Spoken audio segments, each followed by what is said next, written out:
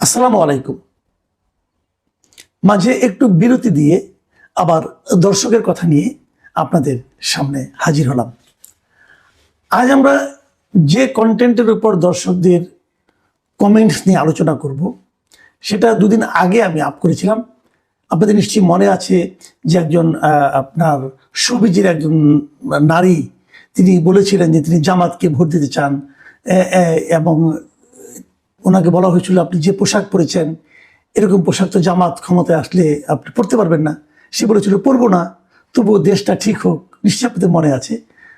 সেই কন্টেন্টের উপর যে কমেন্টগুলো পড়েছিল, যে কমেন্টগুলো অনেকে লিখেছেন, সেখান থেকে কিছু কিছু কমেন্ট নিয়ে আমি আজকের দর্শকের কথা অনুষ্ঠানটা করছি।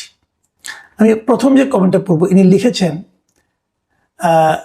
মজনু মজনু। তিনি লিখেছেন, কামাল ভাই একটা কথা বলি, বিএনপির চেয়ে জামায়াত মেয়েদের ভোট বেশি পাবে আর অনেক পার্থক্য গড়ে দেবে। এটা কিন্তু অনেকদিন ধরে আলোচনা হচ্ছে যে মেয়েদের মধ্যে নাকি জামায়াতের মধ্যে বেশ ভালো কাজ করেছে এবং সে কাজেরই ফল সম্ভবত এই মজনু সাহেব বলছেন আর কি। শাহনেওয়াজ সুমন লিখেছেন, দেশের মা বেহেন সবাই জামায়াতকে চায়, তারা 403-এর ঘর করতে চায়। মানে একটু বিদ্রুপ আছে আর কি। মঈন ইসলাম লিখেছেন, জামায়াত কিয়ামত পর্যন্ত চেষ্টা করলেও বাংলাদেশের মাটিতে সরকার গঠন করতে পারবে না। বাস্তবে তাদের ভোট নেই, এটাই সত্য। তারা অনলাইনে শক্তিশালী। দেখুন, আমি পরপর তিনটা পড়লাম, কিন্তু তিনটাতে তিন ধরনের দৃষ্টিভঙ্গি কিন্তু আসলো। রাজীব শর্মা লিখেছেন, মেয়েটা আবেগ দিয়ে কথা বলেছে, আগে পিছ চিন্তা না করে। সে হয়তো দেশের বর্তমান পরিস্থিতি দেখে এমন কথা বলেছে, এটা আপনাকে বুঝতে হবে। সে হয়তো শিবিরের টোটকা খেয়েছে, উপঢৌকন পেয়েছে, কারণ শিবিরের কাজ হচ্ছে মানুষের দুর্বলতার সুযোগ দিয়ে থাকে, সুযোগ নিয়ে তাকে দলে আনা। নারী জাতি হচ্ছে আবেগী। ইসলামী শাসন কোনো দেশের জন্য সুখকর নয়। ইরানের কথা চিন্তা করুন, আফগানিস্তানের কথা চিন্তা করুন, যেখানে ভূমিকম্প হয়েছিল কিন্তু সেখান থেকে নারীদের কেউ উদ্ধার করেনি। সবাইকে ভবিষ্যৎ নিয়ে ভাবতে হবে, বর্তমান চিন্তা করলে চলবে না। মধ্যপ্রাচ্যের শাসনকে ইসলামী শাসন বলে না, এটা হচ্ছে রাজার শাসন। যাক, রাজীব শর্মা সাহেব একই সঙ্গে অনেক কিছু বললেন। এবারে মন্তব্যটা লিখেছেন অ্যাঞ্জেল ড্রয়িং ক্রাফট মি, ছদ্মনাম, হয়তো ওনার সংগঠনের নাম, প্রতিষ্ঠানের নাম। তিনি লিখেছেন, এইসব মহিলারাই সবার আগে কান্না শুরু করবে জামাত আসলে। আবেগে বাঙালি নিজে নিজের পাছায় বাস দেয়, যখন ফাঁদে পড়ে তখন কুল কিনারা পায় না। শাহাদাত লিখেছেন, ভাই এটা তো কোনো নাটকের অংশ হতে পারে। হতে পারে।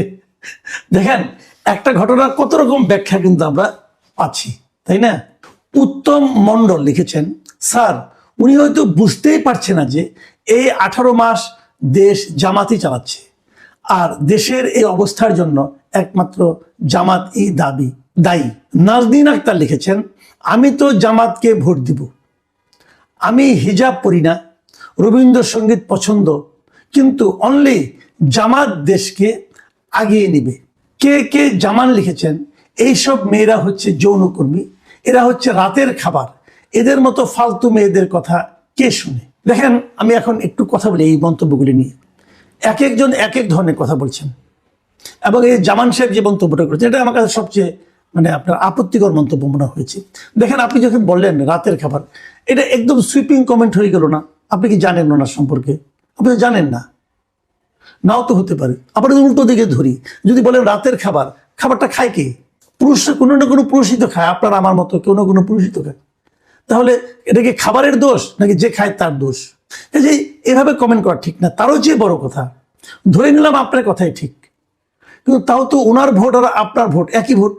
আপনি জ্ঞানী লোক, আপনি বুঝতে পারছেন, আপনার ভোটকে কিন্তু একটাই গ্রহণ করা হবে, এবং নির্বাচনটা কিন্তু ভোটের উপর হয়। ওনার কথা শুনে হয়তো আপনি ভোট দিবেন না, কিন্তু উনি তো ভোটটা দিবেন। আপনি হয়তো অনেক জ্ঞান চিন্তা ভাবনা করে ভোট দিলেন, আর উনি না বুঝিয়ে একটা ভোট দিলেন, সমান সমান হয়ে গেল। কাজে এই ধরনের কমেন্ট না করা ভালো। আবার দেখুন, আরেকজন আমরা দেখলাম নাজনীন আক্তার, উনি কিন্তু বললেন যে উনি জামাত করেন না, তবু উনি জামাতকে ভোট দিবেন। এটাও আবার ঠিক, এটা ওনার ইচ্ছা, এটাই তো গণতন্ত্র। আবার আরেকজন বললেন যে কিয়ামত পর্যন্ত জামাত ক্ষমতায় আসতে পারবে না, ওটাও হতে পারে। আমরা তো কিছু জানি না, বাট আমাদের কথাটা হলো কি, আমরা মানুষের মতামত নিয়ে আলোচনা করছি এই কারণে যে এগুলো শুনে শুনে হয়তো আমার মধ্যে একটা তৃতীয় চিন্তা কাজ করতে পারে। যাই হোক, আমি পরের মন্তব্যটা পড়ি। নূর আলম লিখেছেন, ভাই আমি বিএনপি, আওয়ামী লীগ, জামায়াতে ইসলামী লোকদের সঙ্গে লেনদেন করে দেখেছি। জামায়াতের লোক কথা অনুযায়ী কাজ করে, আর বিএনপি এবং আওয়ামী লীগের যে লোকের সাথে লেনদেন করতেছি ওই দুইজন আমাকে হাজারবার কথা দিয়েছে, কথা রক্ষা করে না, বরং হয়রানি করে, মোবাইল ফোন পর্যন্ত রিসিভ করতে চায় না। মনের কষ্টটা হালকা করার জন্য লেখলাম। আমিও নিয়ত করছি ভোট ইনশাল্লাহ ইনসাফের পক্ষে দেব।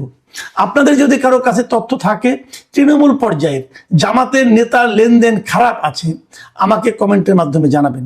জামাতের লোকদের প্রতি আমার একটু পজিটিভ ধারণা হয়েছে, আমার চিন্তা ভাবনায় আমি সঠিক আছি কিনা তা মিলাবো। দেখেন, এই যে নূর আলম কথাটা যেটা বলছেন, এই কথাটা কিন্তু আমি গুরুত্ব দিচ্ছি। দেখেন, এটাই যে একমাত্র দৃশ্য তাও কিন্তু না, উল্টো হতে পারে। আওয়ামী লীগ বিএনপি লোকের মধ্যেও অনেক আছে যারা ঘুরায় না, কিন্তু ওনার যে অভিজ্ঞতা, সেই অভিজ্ঞতাটাকে আপনি বাতিল করে দেবেন কিভাবে? তা তো পারবেন না। বিভিন্ন মানুষের বিভিন্ন অভিজ্ঞতা থাকবে, সবগুলি আমাদের চিন্তা করতে হবে। ড্রাগন লিখেছেন, মাসুদ ভাই আপনিও কি জামাত থেকে টাকা নিয়েছেন তাদের পক্ষে দালালি করার জন্য? আচ্ছা, আমি এর কয়েকটা পরে তারপরে আলাপ করি। মোহাম্মদ রফিক লিখেছেন, আসলে আপনি নিরপেক্ষ সাংবাদিক। যা একটু কনফিউজ হয়ে যাচ্ছি। আবার রাজীব লিখেছেন, মাসুদ হইল আওয়ামী লীগের দালাল, ভারতীয় বীজ। ভাই আমি কোন দিকে যাব? একজন বলতেছে আমি আওয়ামী লীগের দালাল, ভারতীয় বীজ। অর্থটা খারাপ, তাই না? একটু অশ্লীল গালি কিন্তু আমাকে দিয়েছেন। আচ্ছা দেন, গালি দিলে আমার গায়ে লাগে না, আপনি যেমন উচ্চারণ করেছেন আপনারই লাগে। আবার আরেকজন বলছেন নিরপেক্ষ, আবার আরেকজন বলেছেন জামাতের কাছ থেকে টাকা খেয়েছি। একটা প্রোগ্রাম থেকে কিন্তু, একটা কন্টেন্ট থেকেই। তো আমি কি 3 ধরনের মন্তব্য করেছি? যাই হোক, সবগুলি মিলিয়ে মনে হচ্ছে তাহলে আমি বোধহয় ঠিক জায়গায় আছি। আমিনুল ইসলাম লিখেছেন, ইদানিং মাসুদ কামাল ভালোকে ভালো আর মন্দকে মন্দ বলতে পারাটা পজিটিভ বলে মনে হয়। বাহ, এটাও ভালো। আসাদ আল হাসান তিনি লিখেছেন, এগুলো সব টাকার খেলা। জামাতকে এরকম বিষয়ে পজিটিভভাবে উপস্থাপন করার জন্য এরকম মডেল বা ইনফ্লুয়েন্সার ব্যবহার করতেছে। এর বিরাট উদাহরণ সালমান মুক্তাদির। এর কারণ মানুষের মাঝে ধারণা ছড়ানো, বিশেষ করে নারীদের মাঝে। বাংলাদেশের মানুষ খুব আবেগী, সরল বিশ্বাসী, আর যদি নারীদের দিয়ে এসব কাজ চালানো হয় তাহলে আরো সহজেই মানুষ বিশ্বাস করে। হ্যাঁ, এটাও হতে পারে। TTCMR উনি লিখেছেন, মাসুদ কামাল ভাই আমারও মনে হয় জামাতের ক্ষমতায় আসার সম্ভাবনা অনেক, এবং এর কারণ শুধুমাত্র যে অপশাসন তা না, সবচাইতে বড় কারণ বাংলাদেশের শিক্ষা ব্যবস্থা পুরোপুরি ধ্বংস হয়ে গেছে। এটা শুরু হয়েছে শেখ মুজিবের আমল থেকে এবং চলমান আছে এখন পর্যন্ত, যেটার ফলাফল বাংলাদেশের মানুষ দূরদৃষ্টি নেই এবং গভীর চিন্তা করতে অক্ষম। আমিও চাই জামাত আসুক, বাংলাদেশের মানুষের একটা শিক্ষা হোক। এদের অবস্থা হবে ট্রাম্পের এখনকার শাসনের মতো। মাহফুজ অন্তু লিখেছেন, আপনি ইনিয়ে বিনিয়ে এটাই বলতে চান যেন বিএনপি আওয়ামী লীগের প্রতি অত্যাচার না করে। এটাই আপনার সব ভিডিওর থিম। দিল্লি টাকা খান, তার গুণ না গাইলে তারাও থেরাপি দিবে সেই প্রেসারে। একটা কথা ঠিক বলেছেন যে আপনি ইয়াংদের ভাষা বুঝেন না।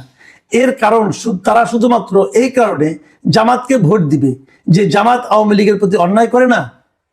জামাতের মধ্যে আরো সব ভালো গুণ আছে যা দ্বারা সবাই প্রভাবিত, সৎ, সাংস্কৃতিক, নৈতিক, নির্লোভ।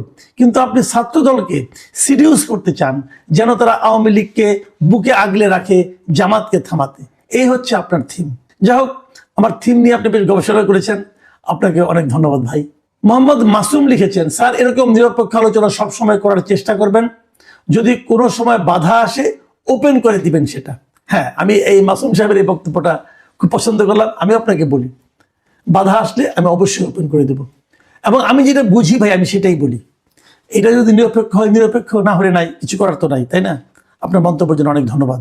মোহাম্মদ খলিলুর রহমান লিখেছেন, বিএনপির চাঁদাবাজি, মব, দখল, হত্যা, ধর্ষণ, লুটপাট, অগ্নিসংযোগ, খাম্বা তারেক, হাওয়া ভবন, 21 আগস্ট গ্রেনেড হামলা, দুর্নীতিতে পরপর 5 বার চ্যাম্পিয়ন, এসবই বিএনপির বিকল্প জামাত।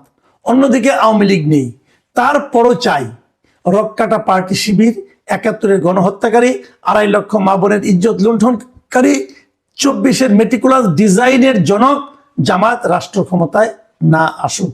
মোহাম্মদ আমির লিখেছেন, ভাই আপনি একটা ভিডিও বানান দ্বৈত নাগরিক নিয়ে, অনেকের নমিনেশন অবৈধ হয়েছে, তো তারেক রহমানের হলো না কেন? এই বিষয় নিয়ে কথা বললে ভাববো আপনি সত্য কথা বললেন। ভাই আমি এই বিষয় নিয়ে ভিডিও অবশ্যই বানাবো, কিন্তু তারেক রহমান যে দ্বৈত নাগরিক তার একটা প্রমাণ প্লিজ আপনি আমাকে দেন। আমি যদি প্রমাণ না পাই আমি কিসের উপর ভিত্তি করে বলবো? কাজে আপনি যদি আপনার কাছে প্রমাণ থাকে প্লিজ সেটা আমাকে পাঠান, আপনি দেখবেন অবশ্যই আমি ভিডিও করব, কোনো সমস্যা নেই। প্রিয় দর্শক, এই ছিল আজকের দর্শকের কথা। আগামীতে আবার আমাদের কথা হবে, আবার কথা দিচ্ছি, চেষ্টা করব যে অন্ততপক্ষে একদিন পর পর দর্শকের কথা করার জন্য। আপনারা সবাই ভালো থাকবেন। আল্লাহ হাফিজ।